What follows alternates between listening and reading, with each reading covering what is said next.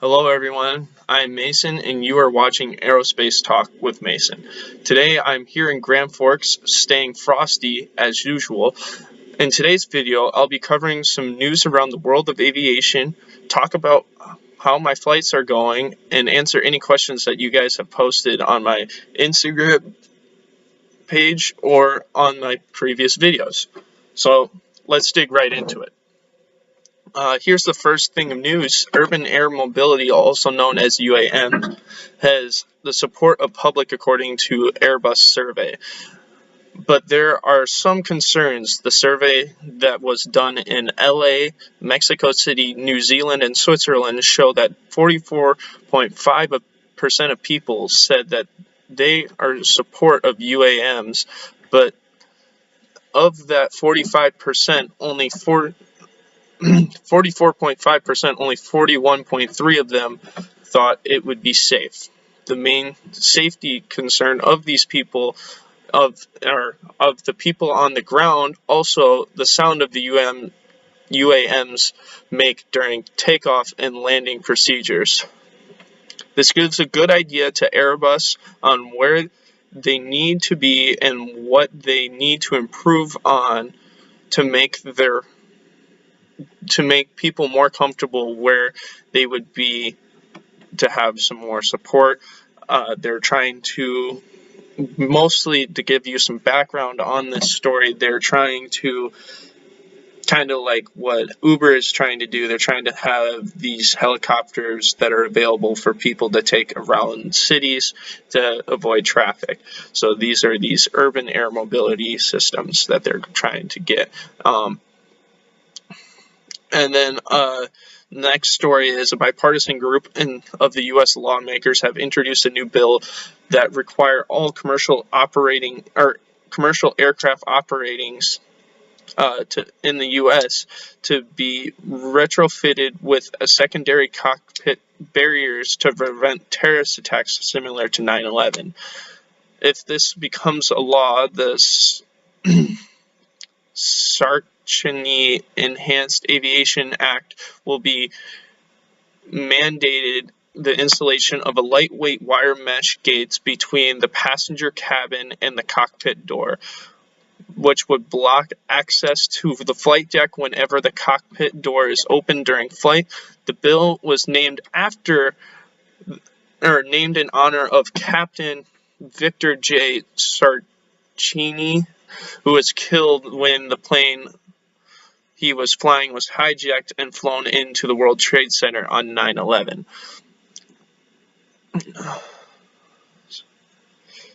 His widow has since become a national advocate for aviation safety. This bill will help with taking out vulnerability of the cockpit when pilots or crew members leave the area. So when people come into the area, so when flight attendants come in to give them their food, or when they go and leave the cockpit to go to the restrooms during flight. Another thing of news, 3 dead in the Atlas plane crash on Sunday, February 24th at 2:45 p.m. and some of the pilots have spoken out.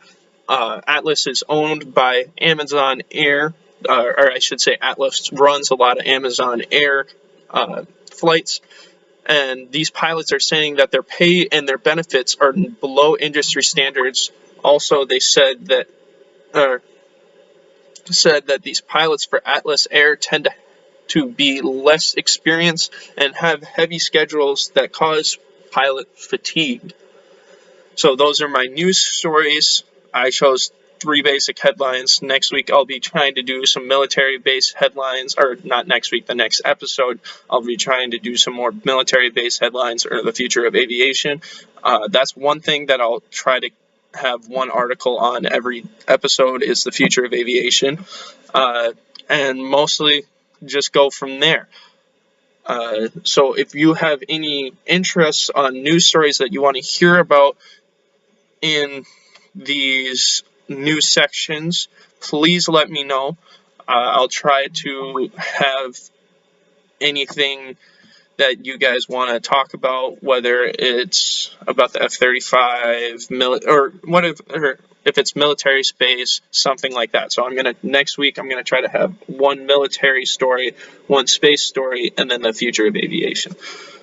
So now let's get on to how my flight training is going. Well, I have actually flown now. I am currently on my 6th lesson. The first lesson that we fly in at UND is our 3rd lesson.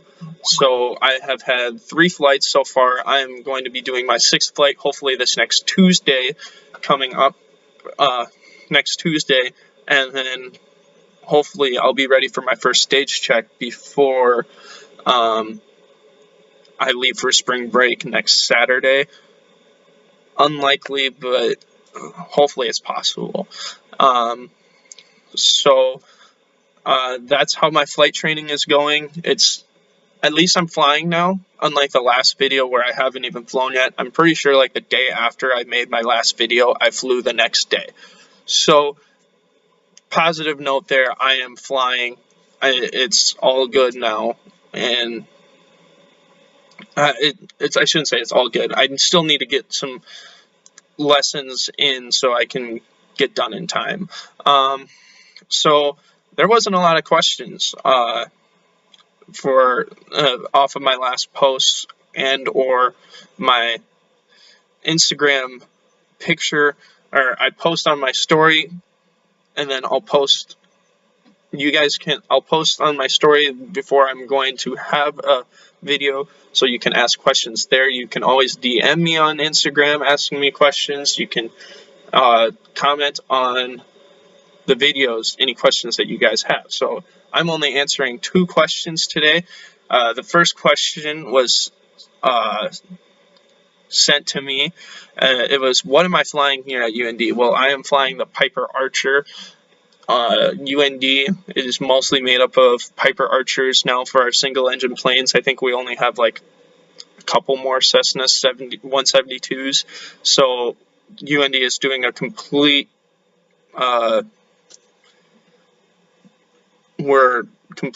restock of all of our planes, mostly of Piper Archers. And now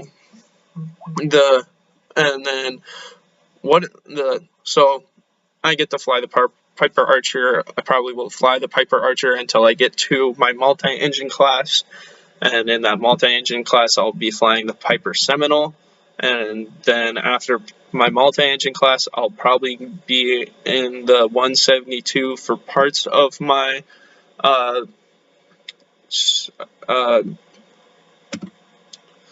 flight instructor course, because we do spin trainings in our flight instructor course. So that's what my outlook looks like for what I'll be flying here at UND.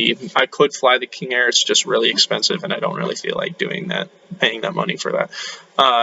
The second question is,